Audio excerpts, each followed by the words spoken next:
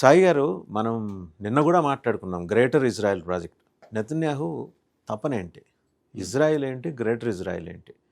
అన్ని ముస్లిం దేశాల మధ్య ఇంత చిన్న దేశం ఇవాళ గ్రేటర్ ఇజ్రాయెల్గా ఎదగాలని ఎందుకు చూస్తుంది? అన్న బైబిల్లో ఉన్న ప్రస్తావనని నిజం చేయాలి అనే ప్రయత్నం. ఎగ్జాక్ట్లీ. నేను కొంచెం ఇప్పుడు మనం ఇరాన్ అండ్ ఇజ్రాయెల్ యుద్ధం నడుస్తున్న టైంలో వెస్ట్ ఏషియా గురించి మాట్లాడుతున్నాం కాబట్టి జస్ట్ ఊరికే ఎక్కడెక్కడ ఏ దేశాలు ఉన్నాయో ఫస్ట్ చూద్దాం అంతే. ఓకే, ఇది పర్షియన్ గల్ఫ్ అంటారు. ఇటువైపు ఇరాన్ ఉంది, ఇటువైపు గల్ఫ్ దేశాలు ఉన్నాయి. UAE, Saudi Arabia and Kuwait, Qatar, Oman, ఇవన్నీ దేశాలు.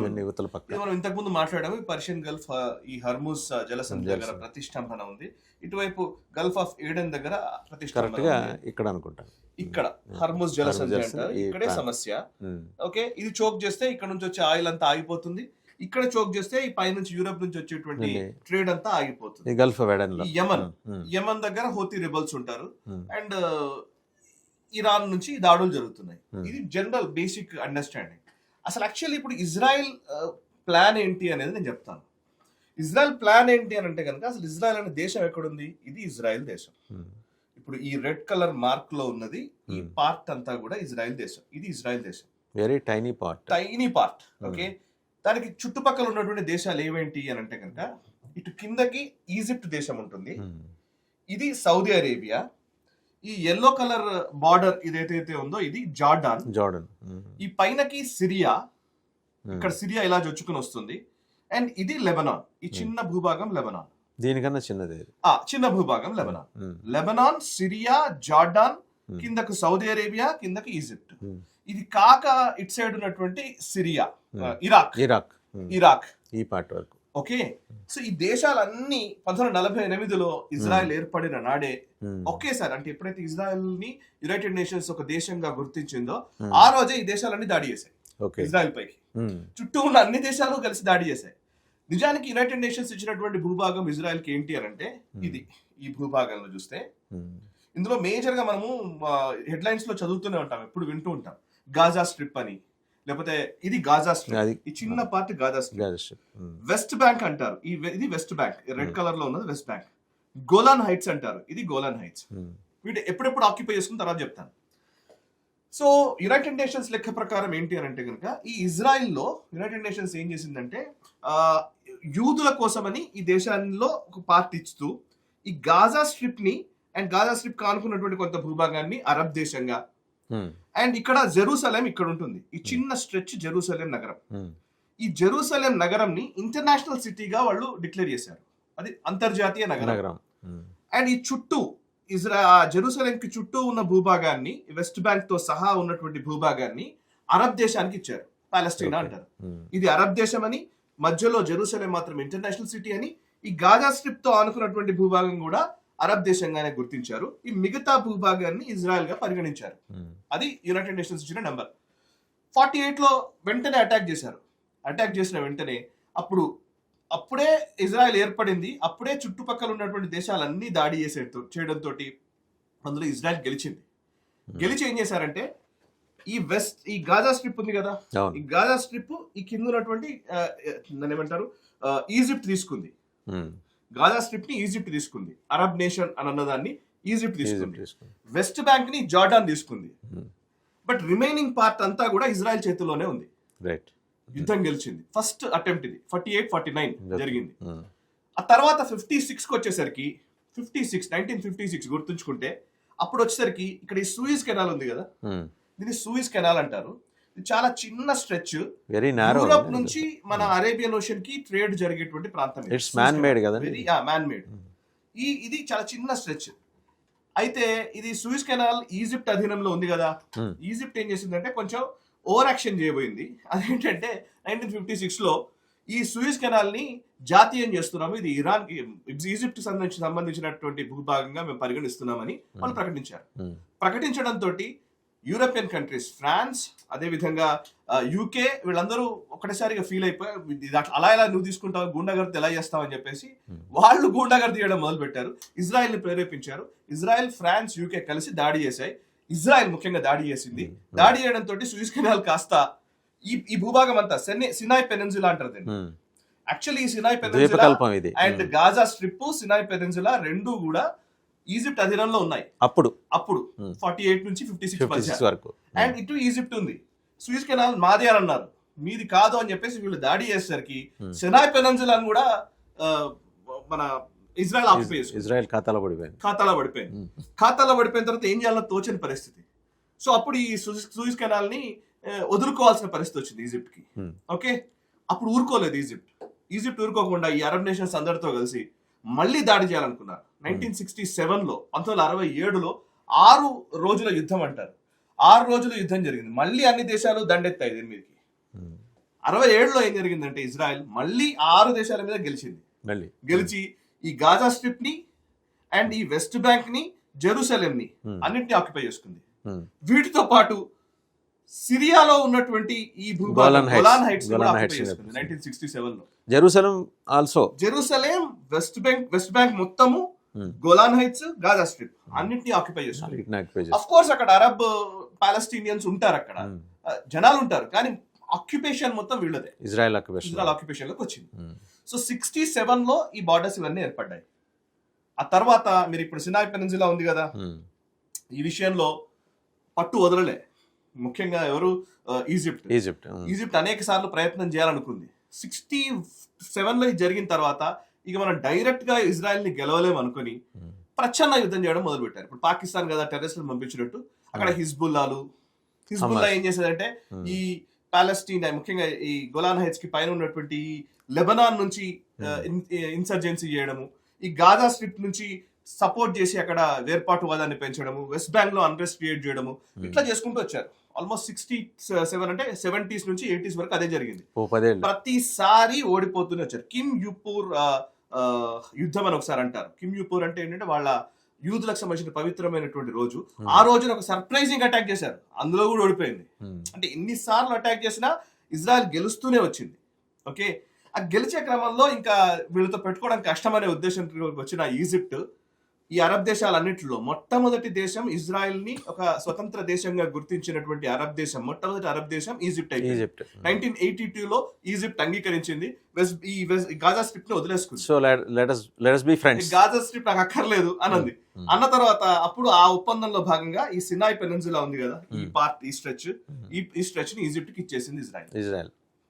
పెద్ద మనుషుల ఒప్పందం అయిపోయింది. బట్ ఇప్పటికీ కూడా ఈ గాజా స్ట్రిప్ లో మీరు చూస్తే 2 ప్యాసేజ్లు ఉంటాయి. మీరు గాజాలో ఇటువైపు ఒక ప్యాసేజ్ ఉంటుంది, ఈజిప్ట్ వైపు ఒకటి, ఇటువైపు ఒక ప్యాసేజ్ ఉంటుంది. జస్ట్ ప్యాసేజ్ మాత్రమే అన్నట్టు. సో దీన్ని మొత్తం అష్టదిగ్బంధనం. ఇప్పుడు ఈ రోజు డొనాల్డ్ ట్రంప్ పీస్ బోర్డ్ అని అంటున్నాడు చూసారా, ఇది ఈ స్ట్రిప్ కోసం, ఈ స్ట్రిప్ కోసం, ఈ పై నుంచి కింద వరకు ఉన్నటువంటి స్ట్రిప్ కోసమే ఇప్పుడు గొడవ అంతా. సో ఇక్కడ Donald Trump real estate development authority వస్తుంది. సో ఎందుకంటే ఇది చాలా ఇంపార్టెంట్ పార్ట్, ఇటు మధ్యధరా సముద్రానికి ఆనుకున్న పార్ట్ కాబట్టి దీన్ని వాళ్ళు ఒక రియల్ ఎస్టేట్ వెంచర్ గా మార్చబోతున్నారు. సరే, ఇప్పుడు మనం మాట్లాడుకున్న దాంట్లో 67 తర్వాత ఈ మ్యాప్స్ వచ్చేసాయి. ఓకే, 82లో ఈజిప్ట్ మొట్టమొదటిసారి వాళ్ళని గుర్తించింది. 1994లో జోర్డాన్ కూడా ఇజ్రాయెల్ ని గుర్తించింది. ఇంకా వీళ్ళతో మనం పెట్టుకుంటే కష్టం అనే భావనలోకి వెళ్ళిపోయారు. బట్ లోపల ఉంది ఇజ్రాయెల్ పట్ల వ్యతిరేకత, బట్ బయటకు మాత్రం రికగ్నైజ్ చేశారు. Because they cannot change their neighbours.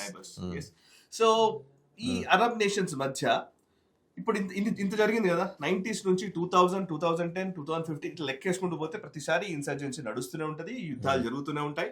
Israel ఎప్పుడు కూడా అటాక్ చేస్తూనే ఉంటది. గాజా స్ట్రిప్ నుంచి ఇజ్రాయెల్లో దాడులు జరుగుతుంటాయి, వెస్ట్ బ్యాంక్ నుంచి దాడులు చేస్తూ ఉంటారు, ఇలా నడుస్తూనే ఉంటది. ఓకే, ఇప్పుడు నెతన్యాహు వచ్చిన తర్వాత ఏంటంటే నెతన్యాహు ఆయన లెగసీని ఇజ్రాయెల్లో ఏర్పాటు చేసి పోవాలని అనుకుంటున్నాడు అనేది చర్చ. వాళ్ళ లెక్క ఏంటంటే గ్రేటర్ ఇజ్రాయెల్ అనే కాన్సెప్ట్ గురించి మాట్లాడుతున్నారు. గ్రేటర్ ఇజ్రాయెల్ అనే కాన్సెప్ట్ ని డొనాల్డ్ ట్రంప్ అడ్మినిస్ట్రేషన్ కూడా అంగీకరిస్తుంది అనే వాదన ఉంది. మైక్ హుకబీ అనే ఇజ్రాయెల్ యుఎస్ అంబాసిడర్ ఎవరైతే ఉన్నాడో ఆయన ఒక ఇంటర్వ్యూలో చెప్తూ మొన్న అన్నాడు అనమాట. సో ఇది బైబిలికల్ లెక్క ప్రకారం, అంటే బైబిల్లో బుక్ ఆఫ్ జెనసిస్ లో ఉన్న దాని లెక్క ప్రకారం యూదుల కోసమని దేవుడు యెహోవా ఇచ్చినటువంటి భూమి అది. ఆ భూమిని వాళ్ళు తీసుకోవడంలో తప్పు లేదు అంటున్నాడు. ఏ భూమి, ఎంత భూమి అంటే గనక బైబిల్లో రాసిన లెక్క ఏంటంటే గనక పైన యూఫ్రేట్స్ రివర్, ఇది యూఫ్రేట్స్ రివర్, ఇప్పుడు ఈ వైలెట్ లో ఉన్నటువంటి రివర్ ని యూఫ్రేట్స్ రివర్ అంటారు. ఈ యూఫ్రేట్స్ రివర్ నుంచి కింద ఉన్నటువంటి నైలు నది, అంటే ఇరాక్ కూడా వచ్చేస్తుంది ఇందులో.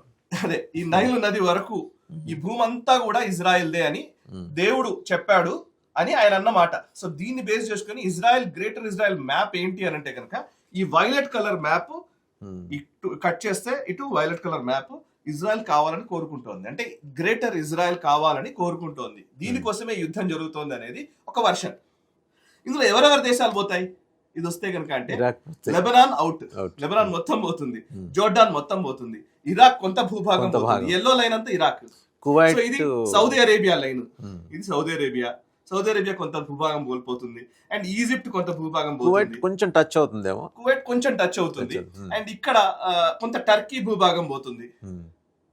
సో ఓవరాల్ గా ఇది నెతన్యాహు టార్గెట్ అనే 5-6 దేశాలు పాక్షికంగాను పూర్తిగాను అదృశ్యం అవుతాయి. 2 దేశాలు పూర్తిగా పోతాయి, లెబనాన్ అండ్ జోర్డాన్ పూర్తిగా పోతాయి. సో ఇప్పుడు నెతన్యాహు చేస్తున్న దాంట్లో కూడా మీరు అబ్జర్వ్ చేస్తే లెబనాన్ హిజ్బుల్లా చేతుల్లోకి వెళ్ళింది, రైట్? హిజ్బుల్లాని పూర్తిగా తుడిచిపెట్టే ఒక ప్రయత్నం చేస్తున్నాడు నెతన్యాహు. అండ్ ఇరాక్ మోడల్ అయిపోయింది, ఇరాక్ సద్దాం హుసేన్ ఎలిమినేట్ చేశారు, సద్దాం హుసేన్ లేడు, పోయిన తర్వాత ఆల్మోస్ట్ మిలిటరీ బేస్ అన్ని యుఎస్ కి సంబంధించిన ఇరాక్ బలహీనపడింది.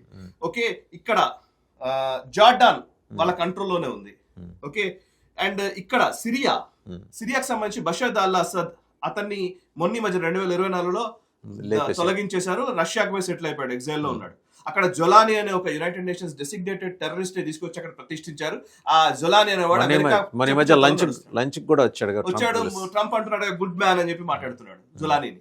సో జొలానీ రాగా మీకు చాలా ఆశ్చర్యకరం, మనము చిన్న చిన్న అవకాశాలు కూడా వాళ్ళు వదులుకోరని చెప్పడానికి ఇది చెప్తున్నాను. అంటే మొన్న 2024లో బషర్ అల్ అసద్ పోయిన తర్వాత ఈ ఎవరైతే జొలానీని తీసుకొచ్చి పెట్టారో ఆ జస్ట్ గ్యాప్ లో ఇప్పుడు ఇక్కడ ఉంది కదా Golan heights already Israel occupy చేసుకుంది కదా, ఇప్పుడు ఇది కాదు బార్డర్, డమాస్కస్ కి సమీపంలో ఉన్నటువంటి భూభాగం అంతా తీసుకున్నది ఇప్పుడు ఇజ్రాయెల్ కంట్రోల్. జస్ట్ ఆ చిన్న గ్యాప్, ఇవన్నీ హైట్స్, ఇవన్నీ ఎత్తైన పర్వతాలు ఉంటాయి అనమాట, ఇవి వాళ్ళకు థ్రెట్ కదా. సో హైట్స్ అన్నిటిని కంట్రోల్ చేసుకున్నారు. ఇప్పుడు డమాస్కస్ కి ఆనుకొని ఉన్నటువంటి భూభాగం అంతా కూడా ఇజ్రాయెల్ కంట్రోల్ లోనే ఉంది. ఇజ్రాయెల్ సిరియా రాజధాని డమాస్కస్. సో మీరు ఇప్పుడు ఇందులో ఏ దేశాలు కంట్రోల్లోకి వచ్చాయి అంటే గనక ఇప్పుడు చూస్తే లెబనాన్ లో ఉన్న హిజ్బుల్లాని పేజర్ అటాక్స్ కొట్టారు. ఇప్పుడు లెబనాన్ లో అస్థిరమైన ప్రభుత్వం, అక్కడ ఇజ్రాయెల్ అనుకునే ప్రభుత్వం వచ్చింది అంటే అయిపోయింది. అంటే ఇవంతా ఇమీడియట్ గా అయిపోతుందా అంటే ఇప్పుడు కూడా ఇజ్రాయెల్ వాళ్ళు ఎప్పుడు చెప్తుంటారు ఇది 1000 ఏళ్ళు అయినా సరే పోరాడతామంటారండి. So years together they will fight.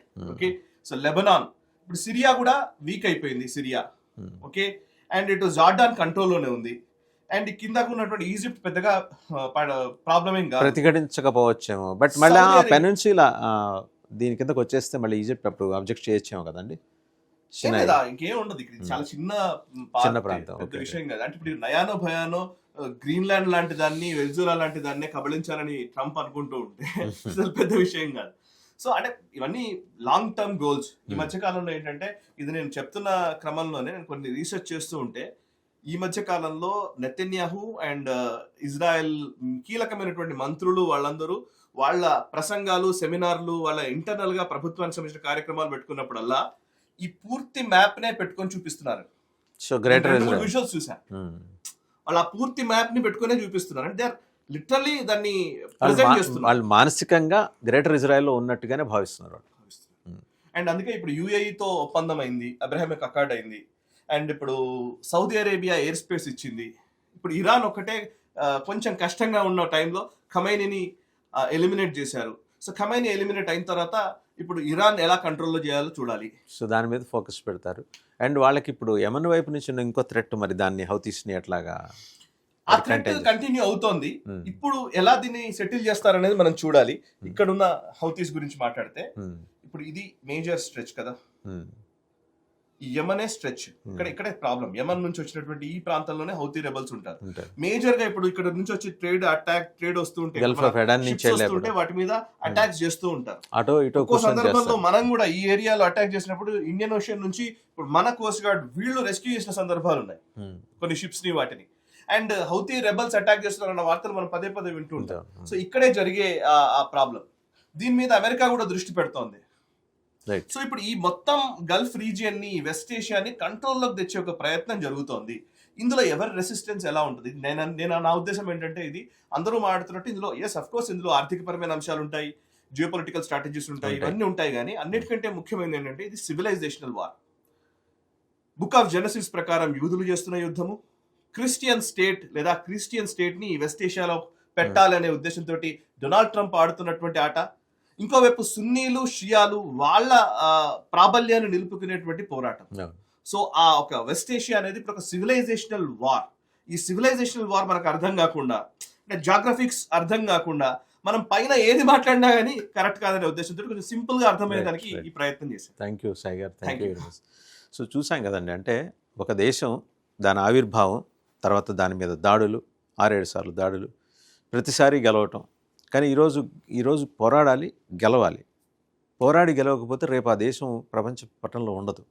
సరే, చుట్టుపక్కల ఉన్నోళ్ళు వాళ్ళు ఏంటంటే భయానికో లేకపోతే రేపు పొద్దున ఎందుకు వచ్చిన ఇబ్బందులే, ఎందుకు వచ్చిన తలకాయ నొప్పిలేనో ప్రస్తుతానికి కలిసి ఉన్నట్టే ఉన్నా, బట్ వాళ్ళు సృష్టించే సమస్యలు, హమాస్, హెజ్బుల్లాస్, హౌతీస్, ఇప్పుడు ఈ అంశాలన్నింటినీ కూడా అడ్రస్ చేయాలి. ఈ గ్రేటర్ ఇజ్రాయెల్ ఏర్పడుతుందని వాళ్ళు భావిస్తున్న క్రమంలో, నెతన్యాహు అండ్ ఇస్ టీమ్ భావిస్తున్న క్రమంలో ఈ ఛాలెంజెస్ ఉన్నాయి. వాళ్ళకి తెలియక కాదు ఛాలెంజెస్, ఏళ్ల తరబడి, దశాబ్దాల తరబడి ఆ ఛాలెంజెస్ని వాళ్ళు చూస్తున్నారు. 7 దశాబ్దాల నుంచి.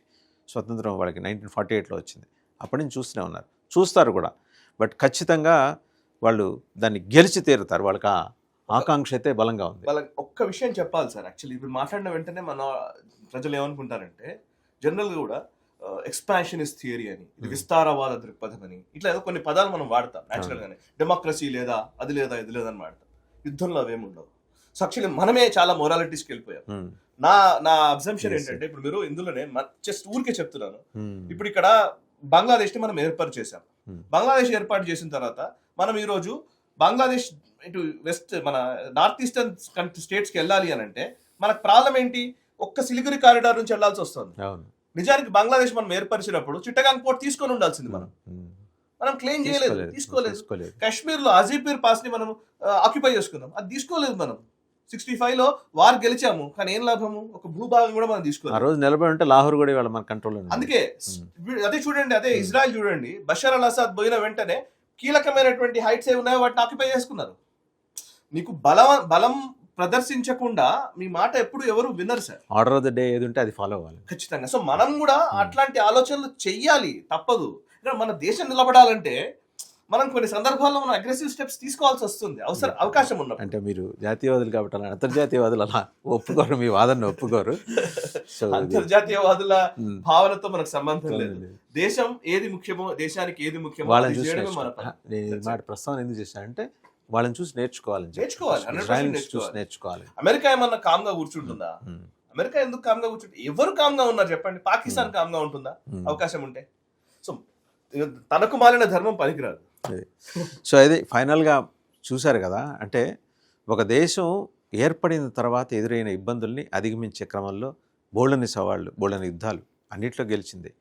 తగువులు, గొడవలు, కొట్లాట్లు, బాంబు దాడులు, చచ్చిపోవటాలు, అన్ని ఫేజెస్ని అలా పాస్ అవుతూ వచ్చింది. ఇవాళ గ్రేటర్ ఇజ్రాయెల్ దిశగా నడుస్తుంది. ఆ సంకల్పం గొప్పది. దాని వెనకాల మళ్ళీ న్యాయం, అన్యాయం ఇవన్నీ మాట్లాడటం అవసరం. సాయి గారు చెప్పినట్టు యుద్ధంలోకి వెళ్ళిన తర్వాత న్యాయం ఉండదు, అన్యాయం ఉండదు. గెలిచావా లేదా?